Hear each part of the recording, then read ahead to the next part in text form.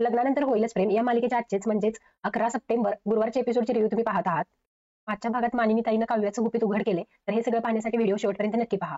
तर मालिकेच्या सुरुवातीलाच मानिनी ताई त्यांच्या मैत्रिणीला विचारते, मग कशी वाटली माझी सून काव्या? तर त्या ताई म्हणतात ब्युटिफुल. त्या आता काव्याला विचारतात, काव्या याआधी आपण कधी भेटलोय का? काव्या विचार करते, आपण नाही हो, मला तर असं काही आठवत नाही. आता त्या मानिनी ताईची मैत्रीण म्हणते, आय डोंट नो, पण व्हाय मला असं का वाटते की मी तुला कुठेतरी पाहिलंय. तर आता मानिनी ताई म्हणतात, चल ग, इतक्या वर्षात तू माझ्याकडे ढुंकूनही बघितलं नाहीस आणि आता काव्याला ओळखते म्हणा, चल चल. आता मानिनी ताई काव्याला म्हणते, काव्या जा तू आवरून, हे खूप बोलायला लागलाय. आणि तो गधडा पार्थ कुठे आहे? काव्या म्हणते, गाडी पार्क करतायत. त्यांनी जसा माझ्यावरती गुलाल उधळलाय तसा बाकी लोकांनी त्यांच्या गाडीवरती गुलाल उधळलाय, साफ करतायत येतायतच. काव्या म्हणते, मी ना आलेच ह काकू, असं म्हणून काव्या आता तिथून निघून जाते. तर आता मानिनी ताई त्यांच्या मैत्रिणीला म्हणतात, तो आता मस्त निवांत बस, मी तुझ्यासाठी कॉफी करते. तर आता त्यांची मैत्रीण म्हणते, अगं कॉफी काय, वाईन नाही का देत? तर आता मानिनी ताई म्हणतात, अगं तुला लाज वाटते का? आताच आपण गणपतीचं विसर्जन करून आले, थांब मी तुझ्यासाठी कॉफी घेऊन येते. तर ती सुनीता म्हणते की हो, पण विदाऊट शुगर. आता मानिनी ताई हा म्हणतात आणि तिथून निघून जातात. तर आता त्या सुनीता विचार करत असते की मी कुठं बरं पाहिले काव्याला. तर आता सुनीताला आठवते की जीवा आणि काव्या त्यांच्या कॅफेमध्ये गेलेले असतात आणि जीवा त्या टेबलवरती नावं लिहित असतो. तर ती सुनीता त्यांच्या मेडला बोलवते आणि म्हणते की रश्मी, तो मुलगा तिथं काय करतोय? तर ती रश्मी सांगते की तो तिच्या गर्लफ्रेंडला इम्प्रेस करण्यासाठी काहीतरी करतोय. ती रश्मी आता त्यांना सांगते की मॅडम, महिन्याचे कस्टमर आहे ते, आणि त्यांचं महिन्याचं बिल काढलं ना तर माझा अख्खा पगार निघेल. बरं ठीक आहे, तू हे सँडविच टेबल नंबर 5 ला देऊन ये, असं म्हणून ती तिथं गेलेली असते. आता सुनीताला हे आठवतं की काव्या बिल घेऊन तिथं आलेली असते आणि म्हणते, excuse me, service charge cut कराल का प्लीज? तर सुनीता म्हणते, व्हाय नॉट. आता सुनीतानं काव्याला कॉम्प्लिमेंट सुद्धा दिलेली असते, by the way you look both good together. Kavya म्हणते, सॉरी. तर सुनीता म्हणते, आय मीन तू आणि तो मुलगा गोड दिसता एकत्र. जीवाला बघून सुनीता काव्याला विचारते, बॉयफ्रेंड? काव्या म्हणते, हजबंड. तर सुनीता म्हणते, ओ लकी यू. काव्या म्हणते, थँक्स फॉर द कॉम्प्लिमेंट, आणि तिथून निघून जाते. आता सुनीताला काव्याचे आणि जीवाचे त्यांच्या कॅफेमध्ये सगळे क्षण आठवतात. जीवा काव्याला इम्प्रेस करण्यासाठी काय काय करत असतो हे सगळं सुनीताला आठवतं. आता दुसरा सीन जीवाचा आणि नंदिनीचा दाखवलाय. नंदिनी जीवाला इकडे तिकडे शोधत असते, पण जीवा तिला कुठंच दिसत नाही. फायनली जीवा तिला वडापाव खात असताना दिसतो आणि नंदिनी अगदी रागातच त्याच्याजवळ येते. नंदिनी आता रागारागात येते आणि म्हणते, काय करताय तुम्ही इथे बसून वडापाव खाताय? मी वेड्यासारखं सगळीकडे शोधते तुम्हाला काहीच कसं वाटत नाही? पण आता जीवाच्या तोंडामध्ये वडापाव भरलेला असतो आणि जीवाला बोलताही येत आहे आणि नंदिनीला ते समजतही नाही. नंदिनी म्हणते, काही बोलते, मला काही कळत नाही, खाऊन घ्या आधी मग बोला. जीवा म्हणतो, एवढं काय झालं चिडायला? नंदिनी म्हणते, एवढं काय झालं विचारताय? तिथं मला विष मागत उभा केलं आणि तुम्ही इथं येऊन वडापाव खाताय? आणि काय सांगायची पद्धत बिद्धत आहे का नाही? बरं एवढं काय झालंय? जीवा म्हणतो, एवढं काय झालंय, जरा बस तिथं बस, खाली बस. नंदिनी म्हणते, म्हणजे काय? जीवा म्हणतो, अच्छा म्हणजे तुला सुद्धा वडापाव खायचाय हा? लगेच सांगतो, थांब ना दादा, अजून एक वडापाव. नंदिनी म्हणते, अहो काय कळतं मिळते का नाही तुम्हाला? नंदिनी म्हणते, नकोय मला वडापाव, अहो नको मला वडापाव. तर तो माणूस तिथं वडापाव घेऊन येतो. जेव्हा म्हणतो, थँक्यू. नंदिनी आता रागावून म्हणते, मस्करी सुचते तुम्हाला, मी काहीतरी बोलते, माझ्याकडे लक्ष द्या, तुम्हाला वडापावच काय सुचते? इथे एक तर दिसत नव्हता तुम्ही मला कुठेच, मी अगदी सगळीकडे शोधून शोधून वेडी झाली अक्षरशः. एक तरी माझ्याकडे फोन नाही, तुमच्याकडे फोन नाही, आणि काहीतरी झालं असतं तुम्हाला तर मग? जेव्हा आता तिच्याकडे आवाजूनच पाहतो. नंदिनी म्हणते, आणि आता तुम्ही सापडलाच नसता तर मी काय केलं असतं? तर जेव्हा म्हणतो, अगं हो, किती बोलतेस तू, दम नाही लागत तुला? नंदिनी म्हणते, लागला ना, चांगलाच दम लागला, पण बोलून नाही, तुम्हाला शोधून शोधून दम लागला. तर जेव्हा म्हणतो, एवढंच ना, मला तुझ्यासाठी छाज मागवू का लस्सी? जेव्हा म्हणतो, बरं छाज लस्सी सोड, हा झणझणीत वडापाव खा, अप्रतिम आहे. जेव्हा आता तिच्यासमोर वडापावचा घास खातो आणि हा हा हा करतो. नंदिनी चिडते आणि म्हणते, तुम्हाला मस्करी सुचताय? हे बघा, तुम्ही माझा विषय गमतीत घेऊ नका. जेव्हा म्हणतो, शांत हो, मी तुझं बोलणं अजिबात गमतीत घेत नाही. काय झालं, तू विष मागत असताना अचानकपणे मला वडापावचा वास आला आणि तो वडापावचा वास माझ्या नाकात शिरला. पण मग तो वास मला स्वतःला माझ्या टेम्पटेशनला अजिबात कंट्रोल करून देत नव्हता. मग मी धावत पळत सुटलो, त्यांच्याकडून वडापाव घेतला आणि मग असा तोंडात घेतला आणि तेव्हा कुठे जाऊन मग माझा जीव शांत झाला. कमाल वाटला आणि आयुष्य सार्थकी झाल्यासारखं वाटलं मला. नंदिनी विचारते, हो, हे कुठला आयुष्य आहे जे वडापाव खाऊन सार्थकी लागतं हा? आता जेव्हा म्हणतो, हे बघ, काही झालं तरी वडापावची भंकस नाही, तो हवी तर माझी पाहिजे तेवढी चेष्टा कर, वडापावची अजिबात मस्करी करायची नाही. अगं वडापाव म्हणजे मुंबईची शान आहे, आणि त्यात गणपती विसर्जनानंतर वडापाव खाणं हे म्हणजे ग्रेट अचिव्हमेंट आहे. तर आता नंदिनी म्हणते, हे सगळं जरा अतिच वाटते, असं नाही का वाटत तुम्हाला? जेव्हा म्हणतो, हो वाटतंय ना. तर आता नंदिनी चिडते म्हणते, तुम्ही बसा वडापाव खात, मी जाते आता इथून निघते, असं म्हणून नंदिनी तिथून उठून जायला निघते. आता नंदिनी जाताना जेव्हा तिला हाक मारतो, ए नंदिनी. आता नंदिनी येते आणि म्हणते, आता हे बघा, एक लक्षात ठेवा, मी यापुढे आता अजिबात विष मागणार नाही, मी जेन्युइनली डिस्टर्ब होते, माझ्या बोलण्यातलं सिरियसनेस अजिबातच कळत नाही तुम्हाला, मी किती घाबरले होते, अक्षरशः वेड्यासारखं वाटत होतं मला, वेड्यासारखं शोधत होते मी तुम्हाला सगळीकडे, नको ते विचार मनात येत होते, अंगातलं त्राण निघून झाल्यासारखं झालं होतं. हे बघा, तुम्हाला माझी मस्करी करायची असेल तर करा, माझी खिल्ली उडवायची असेल तर करा, पण असं गायब व्हायचं नाही माझ्यासमोरून, मला खूप त्रास होतो या सगळ्याचा. आता असं नंदिनीचं चिडलेलं रूप बघून जेव्हा म्हणतो, नंदिनी, मला एक गोष्ट कळली नाही की मी तुझ्या नजरेसमोरून गायब झालेला एवढा का त्रास झाला तुला? म्हणजे मी हरवलो, तुला दिसलो नाही, याचं एवढं का टेन्शन घेतलंस तू? नंदिनी म्हणते, का म्हणजे? काळजी वाटली मला तुमची, तुम्हाला काही झालं असतं तर? जेव्हा आता नंदिनीकडे एकसारखा बघतच असतो, नंदिनी सुद्धा जीवाकडे एकसारखी बघत असते, पण तितक्यातच कोणीतरी गणपती बाप्पा मोरया, पुढच्या वर्षी लवकर या, असं घोषणा देत असतानाच मग जीवा थोडासा भानावर येतो. आता जीवा नंदिनीला म्हणतो, बाय द वे नंदिनी, हा एक वडापाव खाल्ला ना, समोरच्या वरचा राग सुद्धा एका मिनिटात बाजूला होतो, जसा मी बाजूला झालो होतो. जेव्हा म्हणतो, ये बस ग, ये ना बस. आता जीवा नंदिनीला वडापाव देतो आणि खायला लावतो. नंदिनी वडापाव खात असताना जीवा मनात विचार करतो की नंदिनी बाहेरून माझ्यावर कितीही चिडत असली, पण आज तिच्या मनात माझ्याबद्दल काय वाटते हे बघण्यासाठी मी आज मुद्दामहून गायब झालो.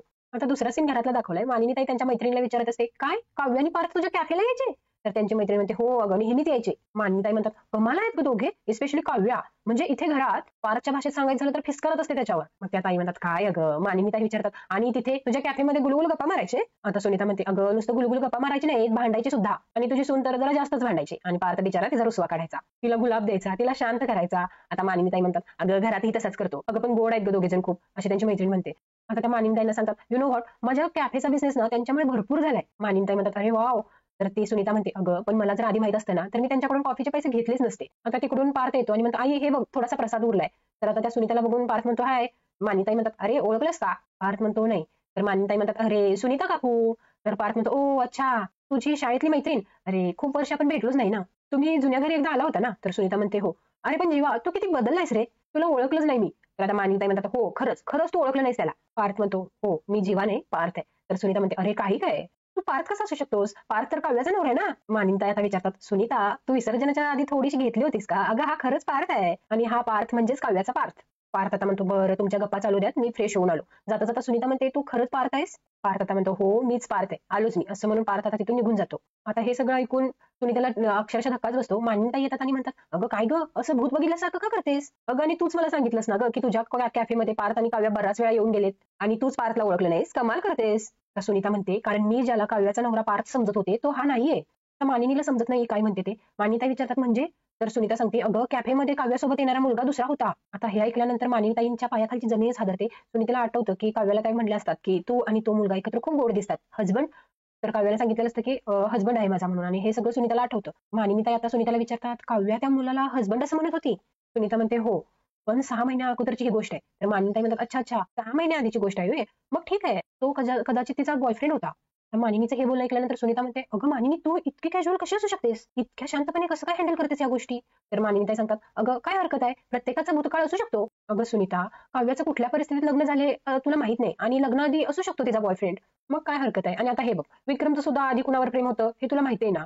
मग मी माझ्या नवऱ्याचा भूतकाळ ऍक्सेप्ट करू शकते तर काव्या तर माझ्या मुलीसारखे. आता असं म्हणल्यानंतर सुनीता म्हणते आर यू शुअर, तू तिचा भूतकाळ विसरतेस. तर मानिनीताई म्हणतात हो माझा काव्यावरती पूर्ण विश्वास आहे. मानिनीताई आता तिला सांगतात आता काव्याच्या आयुष्यात फक्त पार्थ आहे आणि तो कॅफेवाला मुलगा लग्नानंतर संपला असणार. अगं मानिनीताई आता तिथून निघून जाण्यासाठी म्हणतात मी जरा दिवा बघते, तू जरा दूध बघशील उतू जाईल अगं. तर मानिनीताई तिथून निघून जातात पण त्या खूप टेन्शन मध्ये असतात. त्यांना सगळं आठवतं सुनीता काय बोललेली असते. सुनीता म्हणलेली असते की मी ज्याला काव्याचा नवरा पार्थ समजते तो हा नाहीये. मानिनीताई फारच टेन्शन मध्ये असतात, त्यांना सुनीताचं सगळं बोलणं आठवत असतं. सुनीता आता स्वतःशीच म्हणते पण मी त्यांना पाहिलंय. मानिनीला आता सगळं सांगावंच लागेल. आता सुनीता लगेच येते मानिनीताईकडे आणि म्हणते मानिनी नाही काव्याचा तिच्या आयुष्यातला तो कॅफेवाला चॅप्टर अजूनही संपलेला नाहीये. हे ऐकल्यानंतर मानिनीताईंच्या पायाखालची जमीनच सरकते. सुनीता म्हणते कारण आजही मी त्या दोघांना एकत्र बघितले. मानिनीताई विचारतात आज. तर सुनीता सांगते हो काव्या गुलाबी ड्रेसमध्ये होती. तर सुनीता मानिनीताईंना सांगत असते. सुनीतानं काव्याला आणि जीवाला एकत्र बघितलेलं असतं जेव्हा काव्याची गाडी बंद पडलेली असते, आणि सुनीता म्हणते अरे हे तर तेच दोघे कपल आहेत जे माझ्या कॅफेमध्ये येत असतात, बाप्पा या दोघांना सुखी ठेव असं ती म्हणलेली असते. सुनीता आता मानिनीला म्हणते आता मला कळते ज्याला मी पार्थ समजत होते तो पार्थ नाहीये, तिचा बॉयफ्रेंड होता. होता नाही आहे. तुझ्या सुनेचं अजूनही त्या मुलासोबत अफेअर चालू आहे मानिनी. आता हे ऐकल्यानंतर मानिनीताई खूपच घाबरतात, खूपच टेन्शन मध्ये येतात. आता सुनीता म्हणते मी खूपच चुकीच्या वेळी आले, बोलू आपण नंतर. आता सुनीता तिथून निघून गेल्यानंतर मानिनीताईंना सगळं आठवतं. काव्यानं गृहप्रवेशाच्या वेळी तांब्याला आथाडून टाकला होता. काव्याचा सगळा चुकीचा स्वभाव तिला आठवत असतो. तो ती गुरुजींना उलटसुलट प्रश्न विचारत असते. पार्थ जेव्हा तिला भरवत असतो तेव्हा ती पारच्या हातून खात नसते, घरच्यांवरती ओरडत असते, रागवत असते, ते लग्न मान्य केले नसते. हे सगळं मानिनीताईंना आठवत असतं. शिवाय मानिनीताईंना हे पण आठवतं की सुनीता म्हणलेली असते की तुझ्या सुनीचं अजूनही अफेअर चालू आहे. आता मानिनीताईंना हे सगळं आठवत असताना एकदमच असं वारं सुटते, हवा येते एकदम. तर आता दुसरा सीन रम्या आणि वसुताईचा दाखवलाय. रम्या म्हणते काय हे एकदम वारं का सुटलंय एवढं. वसुताई म्हणते वादळ येणार आहे होते. रम्या म्हणते वादळ असं काही घडणार नाही या घरात, सगळं कसं अगदी गुण्या गोविंदाने सुरू आहे. रम्या आता वसुताईला सांगत असते की गणपती बसले, दरवर्षी आरतीचा पहिला मिळणारा मान त्या काव्य आणि पार्थला मिळाला, तोच दिला असतो. तर वसुताई म्हणते रम्या म्हणते खरंच बोलते मी, आणि इतकंच नाही आई, नंदिनी आणि जीवा सुद्धा त्या आनंद निवास मधला गणपती अगदी हसत खेळत विसर्जन करून आले. आपण आहोत इथं मोलकरणी सगळी कामं करायला सज्ज. वसुताई आता रम्याला म्हणते की तुला काय वाटतं रम्या या घरात काय मी फक्त कामच करत असते. वसुताई म्हणते अजिबात नाही, या घरातलं प्रत्येक काम करत असताना मनात एकच विचार असतो की या घरातल्या प्रत्येकाचं वाटोळ व्हावं. रम्या म्हणते हो का, तू फक्त विचारच करत जा, ऍक्शन काय घेऊ नकोस. आता हे सगळे गुण्यागोविंदाने राहतायत आणि आपण राबतोय नुसता. तर वसुताई म्हणते हो आनंदाने राहतायत म्हणे. वसुताई म्हणते खरं तर ना रम्या मी तुला काही सांगणार नव्हते पण आता तुला दाखवतेच, असं म्हणून वसुताई त्यांचा मोबाईल काढतात. रम्या विचारते हे काय आई.